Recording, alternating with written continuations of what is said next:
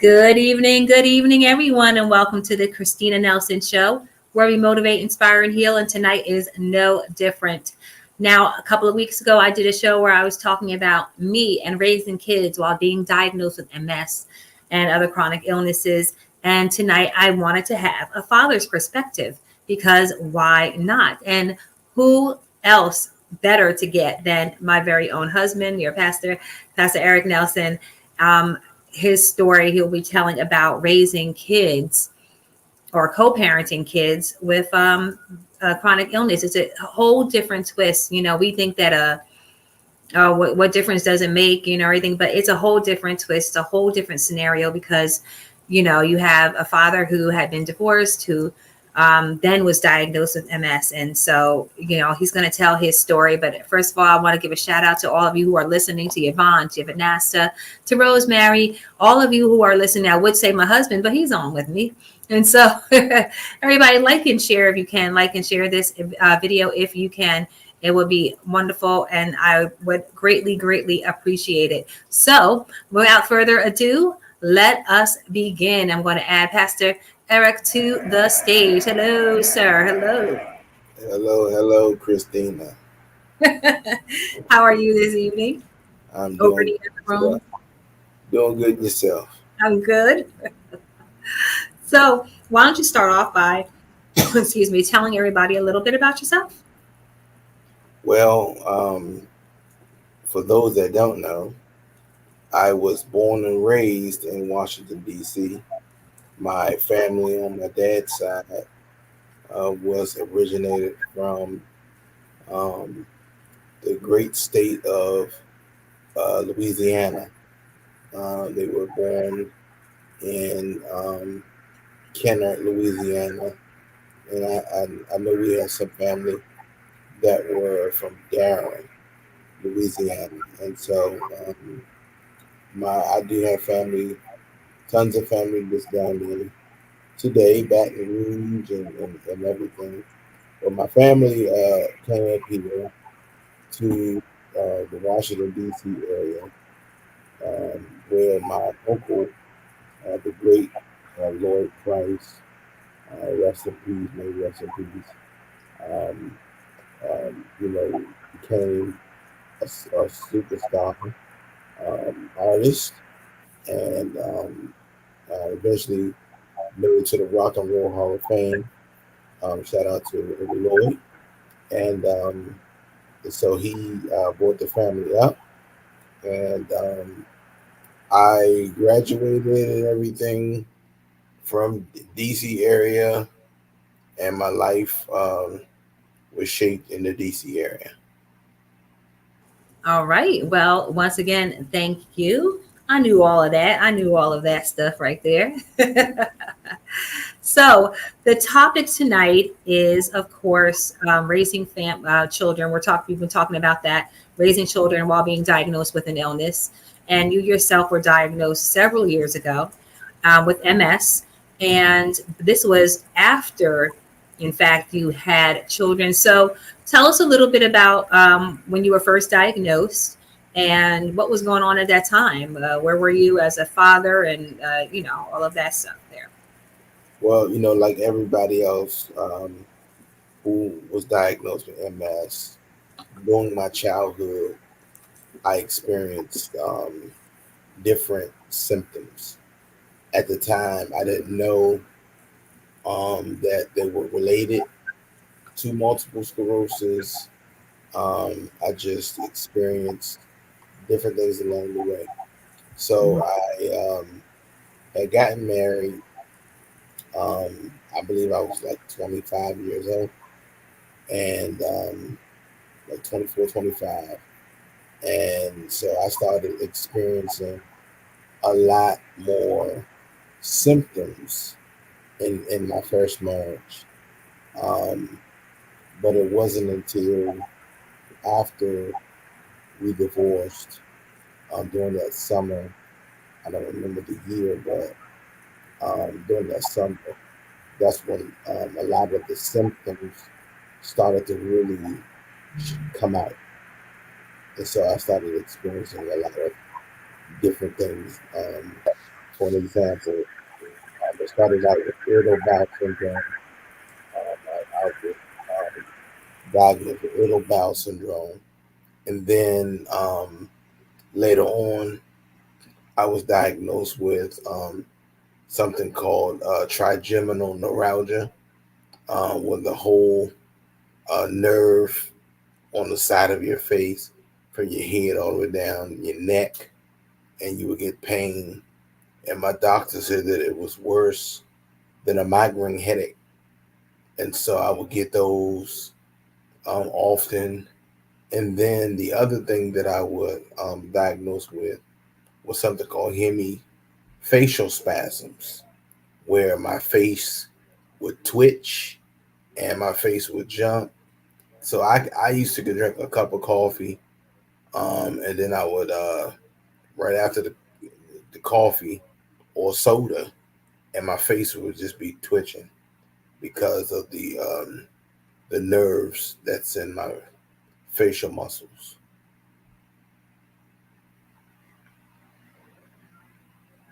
You muted. I keep muting myself because if I don't mute myself, I hear like a reverberation. But I was saying, wow, like all of those symptoms, like we never know. We get all these symptoms. It's not until retrospect, you look and be like, wow, yeah, I remember that. I remember that. So you fast forward, you were in your first marriage, and then you guys unfortunately That's kind of weird saying for me. Unfortunately, it's unfortunate. Mhm. It's unfortunate that she went through a divorce, but I mean, hey, here I am, right? So anyway, so you went through a divorce with your first wife and the mother of your two children. Yeah, how old are your children? Samaya is she just turned 20, Hi. and little E, who is not little E anymore, he's big E, bigger than me. He is what, 15, 16? I think he's 16. Yeah. He's 16. Hmm. Yeah, I think he's 16. Yep. So you have two children with your first wife. Okay, so walk us down after being diagnosed with MS. So it was, like I said, it was the summer after I was divorced. I started having more symptoms going on with me. I didn't know, you know, a lot of things that was going on. I didn't at the time. I didn't know anything about multiple sclerosis. I didn't know anything about the symptoms being tied to multiple sclerosis. Because at that time I was working for a law firm, and I was at the law firm for 22 years. And by me being there for 22 years, at that time I remarried, and I believe I was like, I want to say maybe 3 years in or something, or maybe 2 or 3 years in, something like that. And so that situation was a whole another issue that I'm not going to really kind of talk about over the air, because I don't want to embarrass anybody, or what I'm saying. So anyway, so what happened? That was a bad marriage from the beginning, and so a lot of the issues or the problems that we had in that marriage brought out a lot of symptoms. And so it wasn't until I believe it was August of 2014, um, after the death of my father, who had went home to be with the Lord in 2013 of February. Um, a lot more symptoms started to come out. So I started to experience a lot of stuff, and I was really, really trying to get my health under control. And so, I mean, everything was going out of whack. I became borderline diabetic. My hot blood pressure was just high for just no reason. Um, my cholesterol was bad. I began to gain weight. I ballooned up. I was probably almost 300 pounds. Um, when it's time to go to the gym when you start wearing almost 5X's.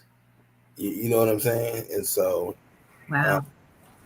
yeah, so I really had to look in the mirror at myself, and I didn't want to blame the problems.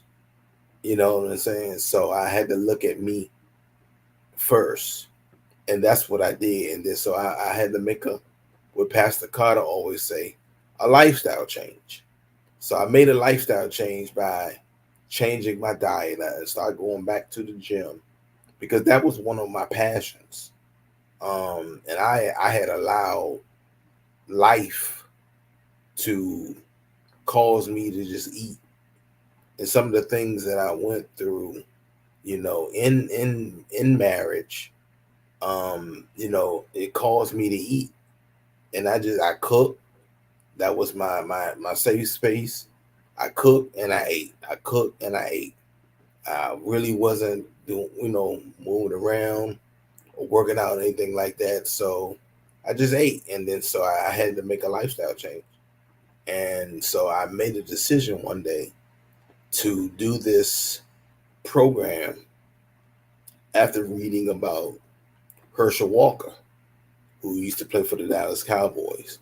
He was a football player from the state of Georgia who was drafted by the Dallas Cowboys. It was a running back, and he was at the time one of the only persons in the NFL who never lifted weights, and he was huge. He was fast. He was huge. He won the Heisman Trophy. He was like a top draft pick. He was really, really good, a really good player. And so after, me reading his bio and watching, looking at his workout, I made a decision to start my own program. And so I started doing push-ups, and I was just doing them at one time. And then all of a sudden I said, okay, I want to make a career change. I want to be able to work with athletes, and I want to be able to train athletes. And so I was studying to become a personal trainer.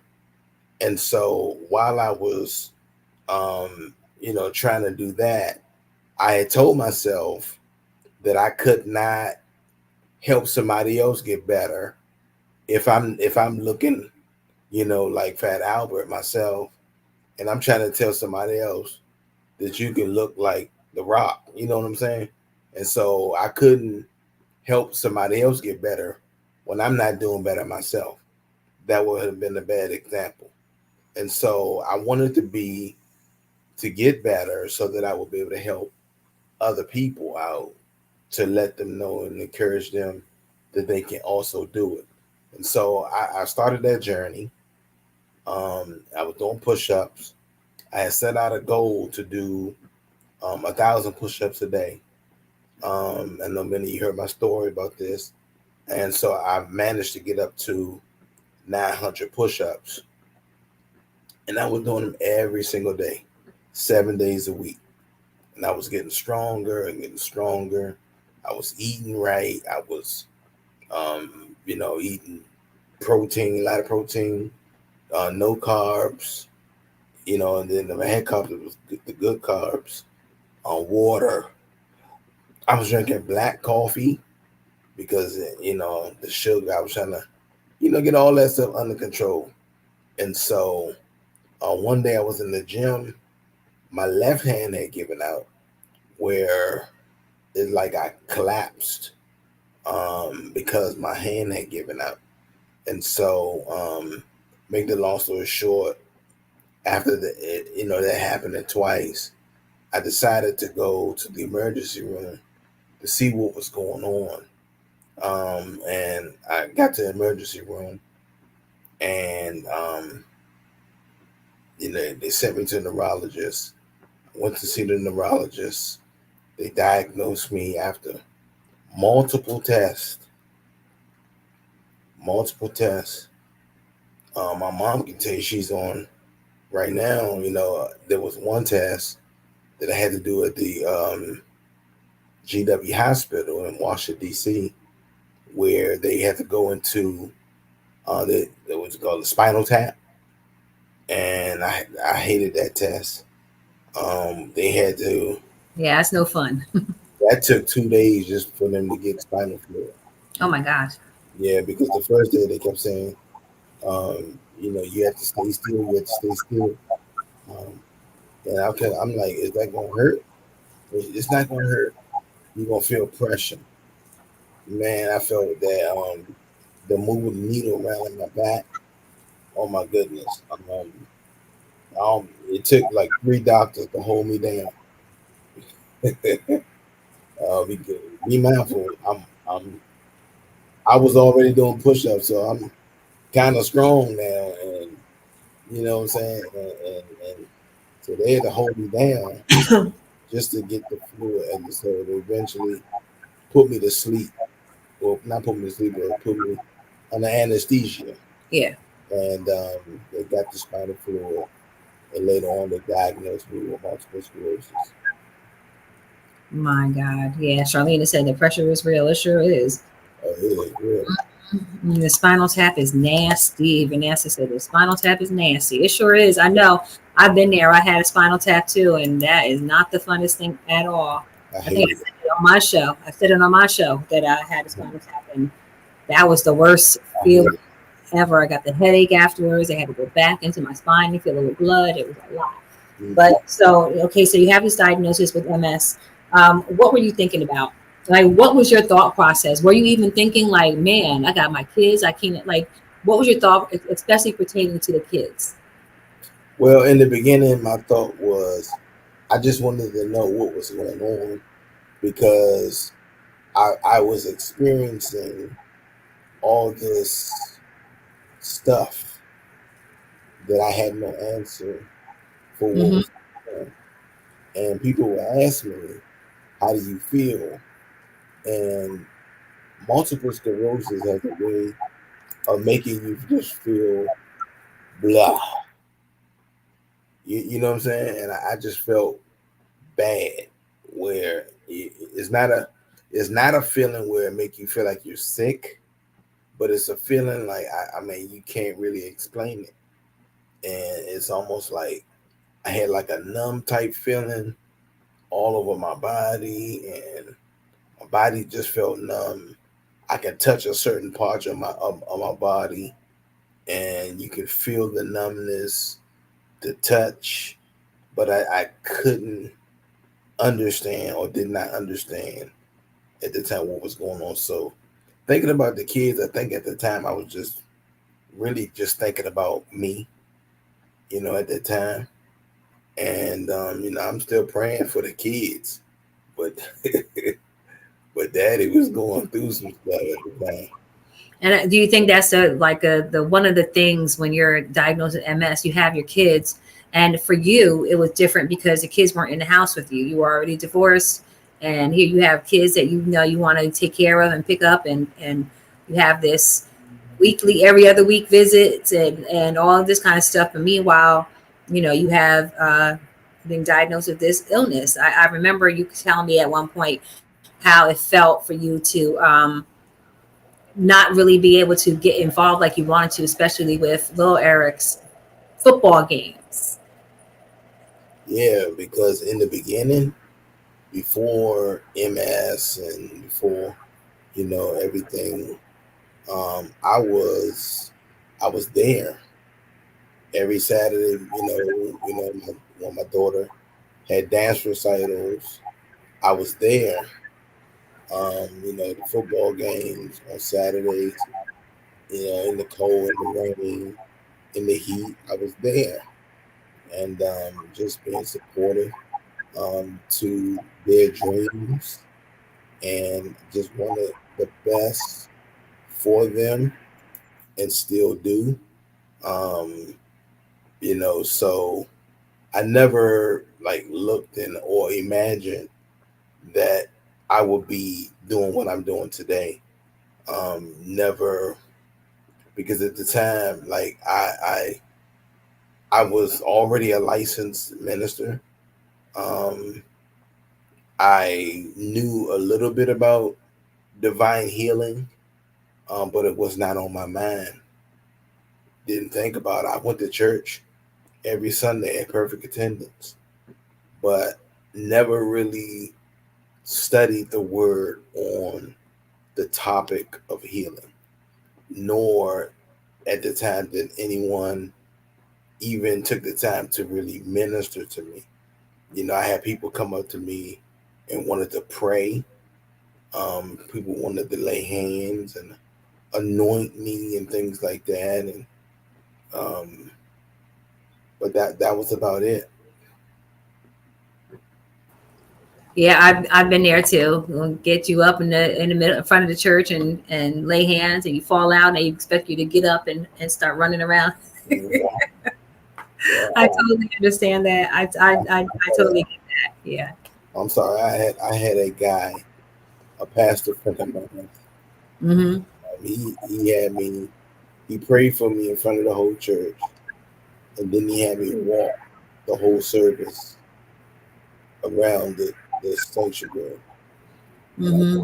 I walked the whole sanctuary, and the only thing that was going on was just MS fatigue in my legs. But I walked the whole service. I would have grabbed my stuff and kept walking out the door. Right. So tell me about how you explain this to your children. Um, I didn't really explain to them until they were a little bit older. Um, it's funny. I had one of my first exacerbations or relapse, what they call it, in front of them. It was a Friday night. I got off work and I had to drive from Washington D.C. to Virginia, Springfield, Virginia, to go and pick them up. And so I met their mall. I met their mall. I met their mom at the mall, and we would be outside, and And so she had told me. She said, "It looks like you have a flat tire." And I'm like, "Oh my goodness, not tonight." It was cold. It was windy. And then the cold and the wind, and you dealing with MS at not a good mix. You got Not a good mix. spasticity going on, and so I was very new at it, and Yeah, like I said, I was still going to the gym, and so I probably worked out that day. I just kind of like not try to push myself mm-hmm. like I used to squeeze out 900 because I said I'm not gonna do 900. I'm gonna do maybe 300 and just call it a day, Just just to, 300. just to stay in shape. Mm-hmm. So because I'm used to doing 900, 300 was a breeze. So that was an adjustment. So anyway, so I'm in Virginia. I'm picking them up, and I don't know my daughter's on here. So, but she probably remember this too. And so I had drove to the gas station, and I was bending down, trying to put air in the tire. And as I was bending down, my leg had buckled. My right, my Buckle and leg. Ugh. my driving Oh man. leg buckled while I was bending down, putting air in the tire, and I fell on the ground, and my whole foot just went numb, where I couldn't move it for a minute. Um, and I look up, and I look up, and the kids looking out the window, just staring at me, and I'm like, "Oh my goodness, oh man!" I said, "We're in the room," and so I finally managed to get up because no adult came over to help me. So they just, I just I don't know what they was doing, but I was laughing at my daughter. I said, "Y'all just sitting there looking at me." I said, She said, "Oh, I saw you on the ground." I said, "What you thought I was doing? Push-ups?" You know what I'm saying? I'm like, That's man, funny. man, That's funny. That's like my story of running away in the bus and falling out. My kids are just in right, the back and right. like, But I drove home from Virginia to Washington D.C. with a broke foot. you broke your foot Broke my foot. when you fell. It wasn't actually technically, it was a hairline fracture When you fell. when I That's fell. how it happened. Oh my God. But Wow. I had to get home. Yeah. So who else? Somebody wasn't going to drive. Hmm. You got Rosemary cracking up. Hmm. Yeah. Yeah. Oh my gosh. That's crazy. See, when kids are young like that, they just don't get it. They don't understand it like that. They don't understand what's going on. And all they saw was you on the floor. And she's like, well, I don't know. What am I supposed to do? Like, she probably didn't register to her, like, oh, she couldn't help you, but Yeah, she couldn't help me. yeah, but I know you were kind of wondering, like, well, you ain't gonna ask me if I'm all right or something. It was the thought that count. Oh my goodness, that is too funny. Okay, so you go throughout the years, and I remember, and I know you were very open with your testimony. You stayed with a family um, after your divorce, the ugly divorce, the second divorce. You said that you stayed with a family, and you had to stay with them. How was it like trying to navigate being a father, divorced, diagnosed with MS, and still needing to pick up your kids and taking places? How did you do that in that scenario? That was tough. It was tough because at the time, my daughter knew a lot of and saw a lot of stuff she may not have understood, or she may not have liked it. Let me just say it like that. Um, and what I mean by that is she didn't like how her dad was being treated. And so when I moved out, it was, well, I didn't want to move out, but my ex wife wanted me to go. She wanted me to leave. So I ended up looking on Craigslist. I don't know if they say Craigslist today, but I looked on Craigslist and I Yeah. found this family that lived in Maryland, and they had a room for rent. And so I went on, what's up, Cam? Hey, I went, Kim. and, I went and I went to go check it out that Friday evening. And the guy who lived there, the husband, fell in love with me because I was a Christian. He and his wife, and they just was just ecstatic because they told me that they were praying that God would send either a man of God or a woman of God to come to take that one. And so I moved in. The tough part was I did not necessarily at that time. No one knew that I moved out of my house. Mm, wow. The only person that knew that I moved was my brother, um, my mom, and I think that's about it. Yeah. And Kim, Mm, that's about it. And I moved out. I'm staying with a family. The only thing that I had was the clothes that was in my back. I had an air mattress. I didn't have a dresser. I had a trash bag with some clothes in it. I had a TV that I had to sit on the floor, and I had a chair, and that was it. So although I had a roof over my head, I still felt homeless. I felt homeless because I felt like I was in uncharted territories. I'm staying with a family that I don't know.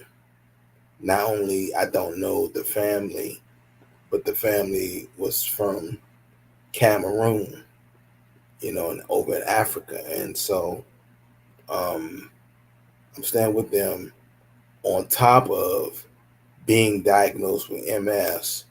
And at that time, it was during the summer. And so that's when a lot of the MS fatigue that was in my legs really kicked in. So there were days when I would drive, I'd be driving around, and it took all of heaven to get me back into that apartment. I struggled and struggled and struggled every single day, and I hated it. Um, I tried not to hate people, but I had a little bit of hatred that was in my heart that I had to ask God to forgive me. and because I just felt as though, like, God, why me? Now I'm at a point, a place in my life. I'm like, God, I'm serving you. I don't drink. I don't smoke. I'm not, messing around. I don't party. I'm not. I go to church, and that's all I kept saying. God, I go to church. I I thought I had a relationship with you. You know what I'm saying? And I'm like, man, I'm diagnosed with MS. My job at the time, and that was another thing.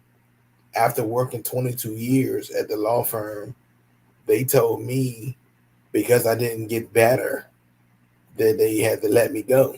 It's terrible. Yeah, so now I'm on that. I'm on disability. I'm just now getting Social Security. Um, I was on my ex-wife's insurance. She wanted me to get off of her insurance. So I kept saying, just wait, just wait, just be patient. I had already got it, but I had to wait for everything to go into, and for it to happen. August of that, whatever year that was. And so um, she wanted me gone off of it. Um, she asked me for the key back to the house. And this is something that I never really talk about. My family don't even know. She threw away all my stuff. All my stuff was gone. Pastor Ray was going to help me to get my stuff. We wanted to try to put it in storage or somewhere. All my suits, all my clothes, my jeans, my winter clothes, coats, hats, everything gone. Shoes, my clergy collars, gone. I don't know what happened to it. Threw it all away. She kept saying she wanted a divorce. She wanted a divorce. She told me she didn't love me anymore. Um, you know, she didn't think she was going to have to take care of me and all that stuff. And I'm like, man, I didn't ask for MS. I didn't, you know what I'm saying? And so just dealing with all of that. And at the time before we were Restore Health Ministries, we was the huddle. And so I was dealing with a lot of that stuff while trying to encourage other people Trying to encourage. and trying to help other people out. You told me sometimes you would be in the car in your van, And hosting a meeting in the van. it'd be 90 degrees, 100 degrees outside with no air conditioning in the van. Um, sometimes I would be in the grocery store and I would be preaching, doing Bible study, praying for people. In the While I'm grocery store. in the grocery store, people looking at me like, man, what's he doing? I'm walking around the Safeway, praying for people, and it was rough. It really was. It was really rough. But I thank God for the situation though, because I believe it built me. It built me. It built me. It built toughness in me. It built, you know, not to give up, not to quit in That's me. right. Resilience. The Yeah. resilience, the toughness Made you who you are today. made me who I am today. Absolutely. How did you handle seeing your kids? Because, okay, now fast forward, you moved out of there, you moved into the home with your aunt and your mom. And so, which made for a better situation living wise, and you were able to pick up your kids and everything. So, how did you get to, how was that with being able to pick up your kids? And it had to be rough to have to, navigate fatherhood and MS. You know what? That was another experience because not only am I fighting for my own life, trying to um, get better, trying to heal on my own, because again, I'm new to this, still encouraging, still helping other people out. My aunt allowed me to come to stay with her after staying with the Cameroon family for 6 months.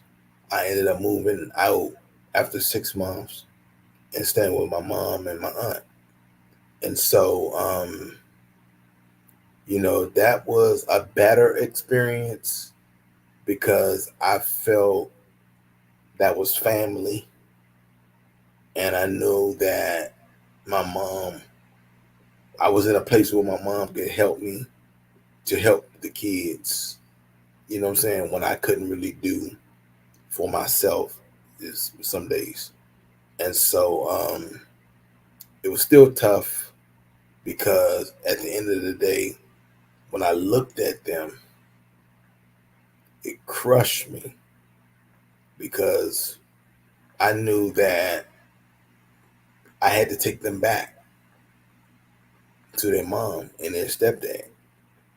And I love, me and their mom, we get along well. I get along well with their stepdad, but it was the fact that I'm dropping my kids off to another man that was hurtful. No matter how good he was to them, it crushed me because I felt as though every time they drove off that he had my family. You know what I'm saying?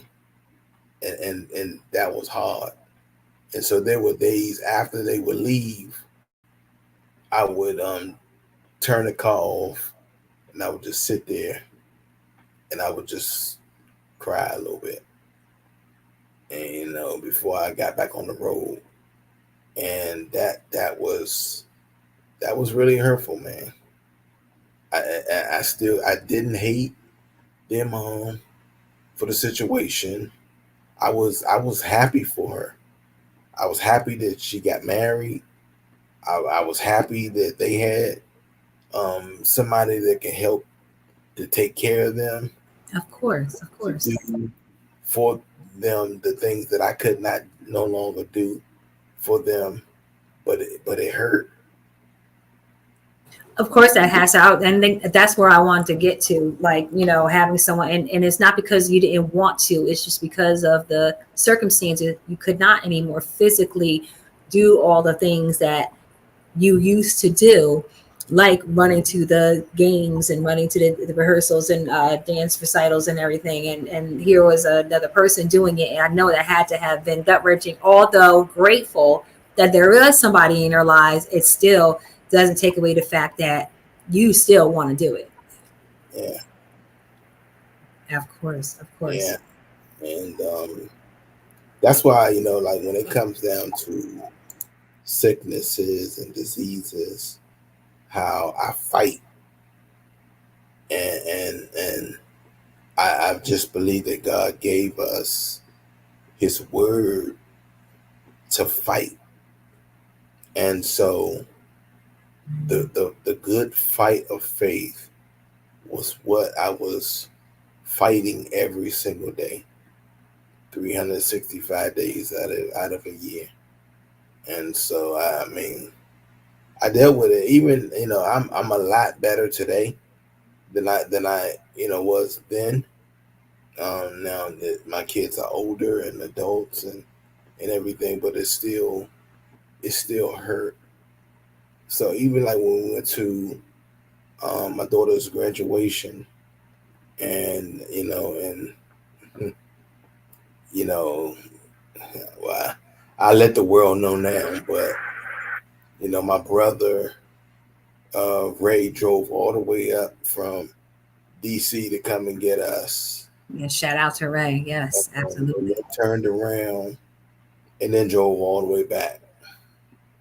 We're And in then New Jersey, by the way, so it was the 3 hours. Yeah. 3 hour drive, and then on top of that, he ended up giving us a tour, well, Christina a tour of DC and Maryland, and where we used to live at and everything. And so and then we ended up driving to um, Virginia, and we stayed out in Virginia, and By the time we got to Virginia, remember, we were getting out of the car, and I fell getting out of the car, and I think that was probably the first time my brother.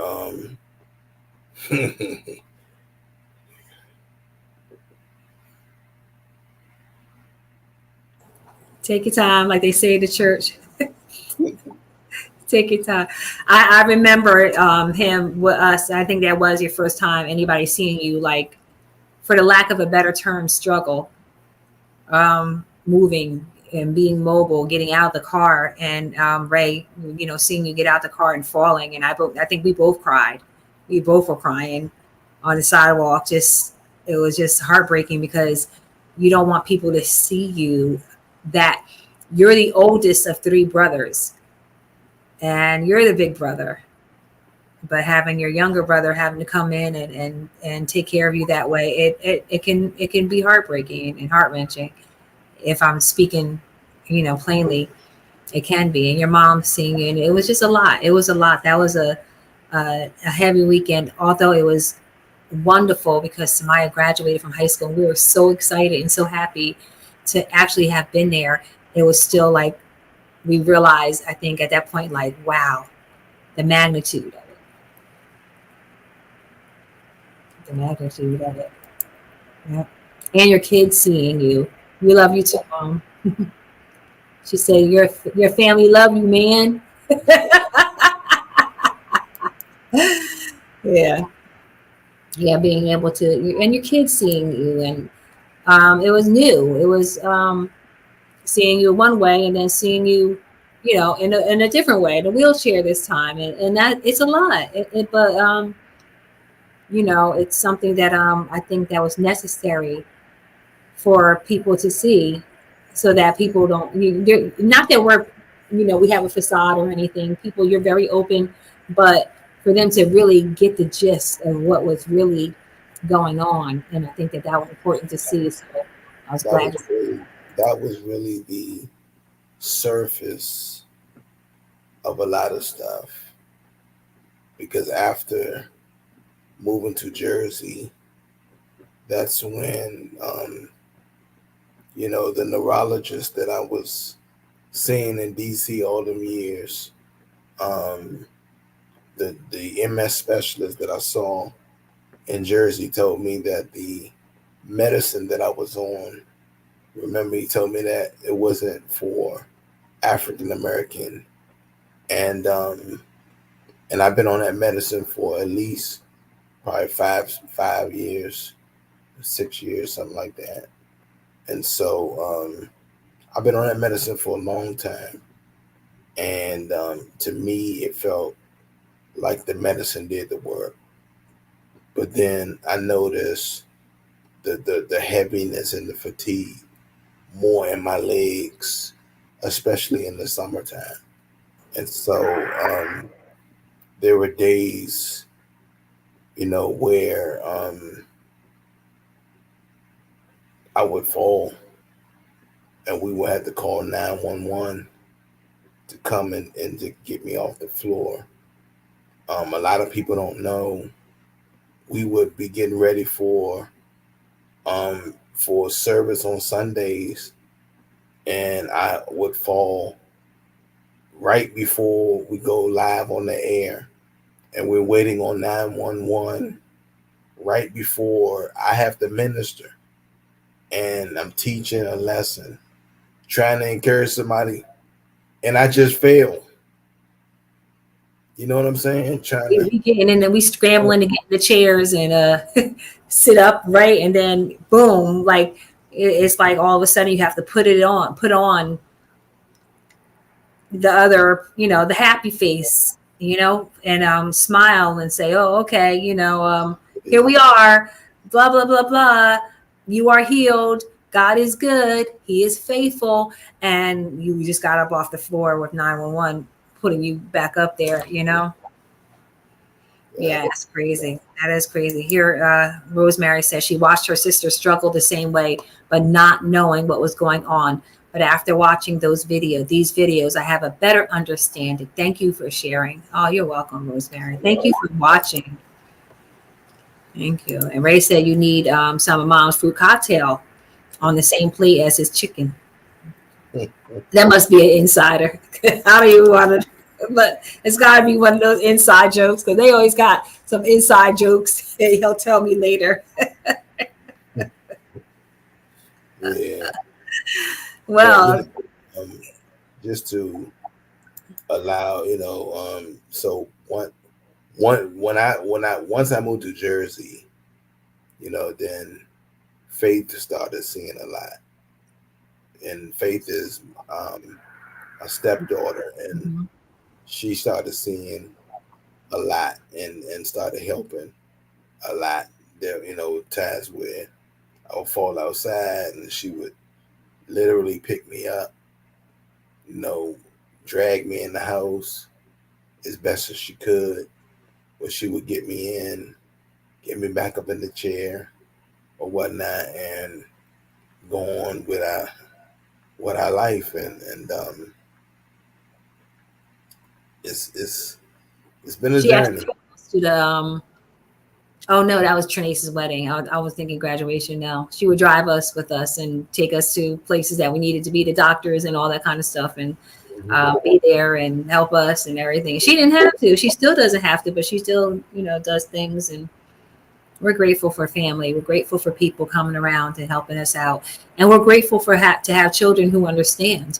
We're grateful to have children that won't look at us any different way. The couple of times that your kids came up to see us, and this is the grateful thing, and I don't know if they're listening or anything, but what I'm extremely grateful for is having a relationship or getting along with um, your ex-wife and her husband and all of us getting along to the point where everyone can come to the house and visit. You have um, the mother of your children, her husband, the children, me, sometimes my kids coming in, like, so we're all able to get along to the point that no one is saying, well, Jersey is too far because they live in VA, they live in Virginia, but if they're coming up this way, they try to make sure that they can stop and see us, and you get to see your kids and everything. And so it's a wonderful thing to still be able to do that co-parenting, that they understand to the point where, because a lot of people would have been like, I don't care, that's his problem, he can't come and see us, but they're not like that. So I'm grateful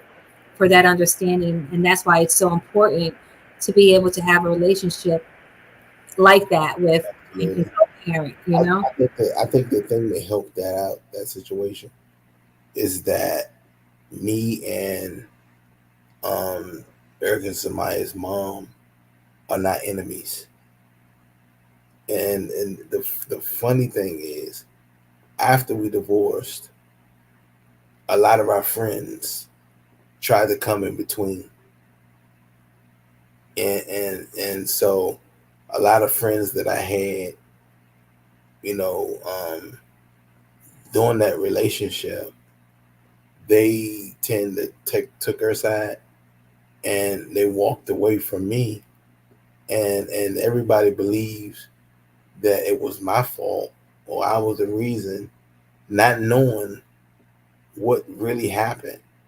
No one, and I say that to say, and I'm not saying, putting anybody out there or whatever, talking bad about anybody, but instead of trying to come to the rescue of your friend, we talking about men and women of God.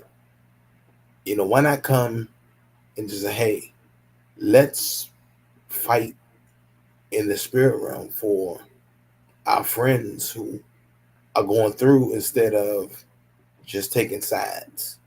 Because by that, not knowing what happened, what they could have done to help, you never know, how things would have turned out, you know.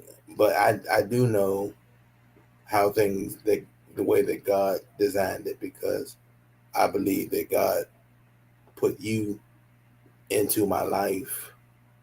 You know what I'm saying? And so I can't dwell on what happened. You know what I'm saying? And so, but I think, oh, I'm sorry, I don't want to jump ahead of your questions. God. But yeah, I just think, we just have to learn how to be adults, and if we say that we're believers, learn how to really believe for our friends instead of come in between, because I lost a lot of friends, and then when I really needed them, they weren't there for me, and so when I did see them, they made me feel like an outsider, after the fact. And I'm like, wow, they really have no clue of what really happened. But it's okay. I took the hit, and I just let it go. Yeah. Wow. Yeah. And sometimes we have to. Sometimes um I forgot how the saying goes really, but it's like you have to reserve the right to be right. Mhm. Like you may feel like you're right, but you don't have to go around proving it or anything. You can just, okay, you know what? Just keep your mouth hush, and all things are revealed in time if they're meant to be. And if not, okay, here we are. We do what we do. We keep living life. You keep being the best father that you can be on this side, and until that manifestation, until we are 100% getting out of this house and walking around freely and doing everything that healed people do. Um, right now this is where we are, and we continue to make phone calls or FaceTime or whatever it is that we have to do to keep in touch with our family members. My daughter just came over here today. Our youngest daughter came over here today, and we were all talking and everything. And it was nice to see her. I don't see her all the time because she doesn't live with us, but just those little things. And she had something that happened where she went out last week and she saw Naomi Rain. And if you know me, Naomi Rain, I love Naomi Rain. She's a singer. And I was like, dang, I really wish I could have gone, you know? Just even if just for a couple of hours, just to be like, just to go and see this woman sing. And, and I kind of said that to her. I wasn't trying to make her feel guilty, but I did say that to her. She was like, I'm so sorry I didn't say anything to you. I think people forget that we want to still do stuff and still live life, you know? Yeah. Yep. I agree. I agree with you on that. You still want to feel relevant, and you still want to feel like you're a part of the family. And sometimes, and this is no shade on family, but sometimes family doesn't always make you feel like you're still a part of the family, and sometimes it's tough because you hear preachers, me and Pastor Ray and I was talking about this the other day, in the conversation, how when you are in ministry, you already feel isolated because God has already isolated you from the world. And so I can't be boys with the boys like I used to, because I have a calling on my life. Because God, called me out of darkness unto his marvelous light. And so you already had lived with the separation, in that area. And then on top of that, you deal with the, MS. And MS makes you feel um, segregated, separated as well. So now you have those two against you. And so it's tough.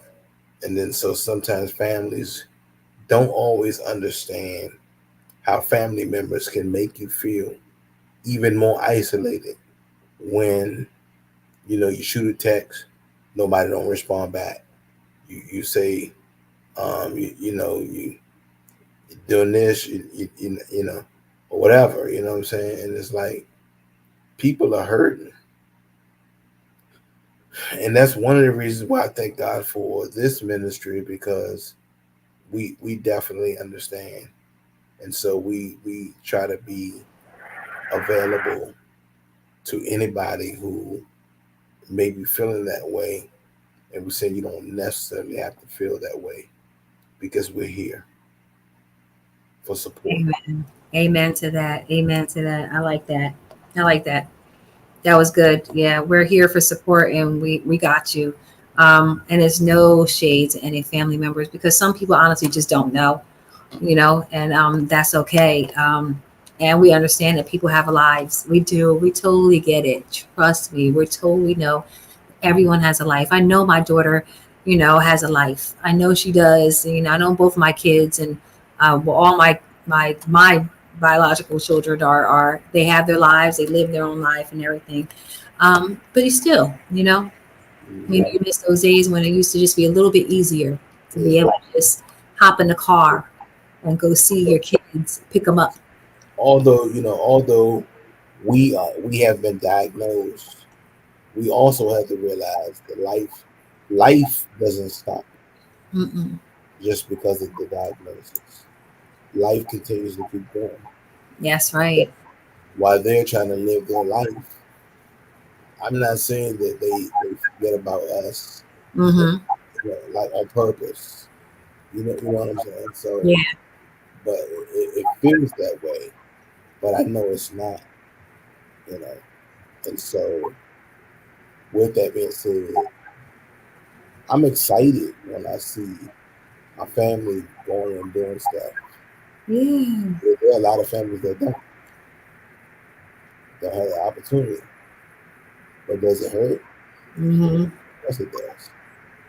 Yeah, I hear Yvonne is saying here, family and friends assume the answer is going to be no, so they don't invite you at all, giving us the opportunity to say yes or no. That's what really irritates me. Let me decide. That That right there is an excellent point. That is excellent, and that's there. I think that's what happens too.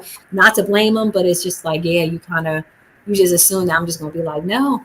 Maybe because I said no it lasts through 2 or 3 invitations, but still, like, you never know. I might be able to be like, oh, okay, maybe this time I will go. mhm. The one thing that I think is required is notification, like saying it ahead of time. Like it's not easy for us to drop everything right then and there and just pick up and go. Because if I'm not dressed, trust, honey, it ain't. And you want to take me somewhere going, I'm like, hey, you got to tell me yesterday so I can get myself together. Advance, right? But I said a week in advance. yeah, so I know this is what's happening. Now I got to plan. Like I got to know how far in advance. When time you pick me, you say you pick me up at 1. I know, okay, I got to start getting ready at a certain time. We got to get ready. I got to make sure there's something to eat. I got to make sure you're together. I got to make sure I'm together. Like, so it's not easy to just be like, oh yeah, okay, here I come. So I know I might say no, no, not this time. No, I'm sorry, no. But at one time I might just be like, yeah, I can do it. Perfect example. Mm-hmm. When we went to Trinace's wedding, Yeah. and so I don't know what time we said we're gonna leave. And I'm saying this because there may be family that's watching, right? So let's say the wedding started at 5 and you say, okay, I'm gonna be at your house at 1. So what happened when we went to Trinace's wedding? Remember, we were getting dressed, and by the time I tied up my shoes, Faith was already here. So I never really had an opportunity to rest or to recover. That part. I had, so you got to get right on up and rush run out, or out the door. And by the time I got to the door, I was done.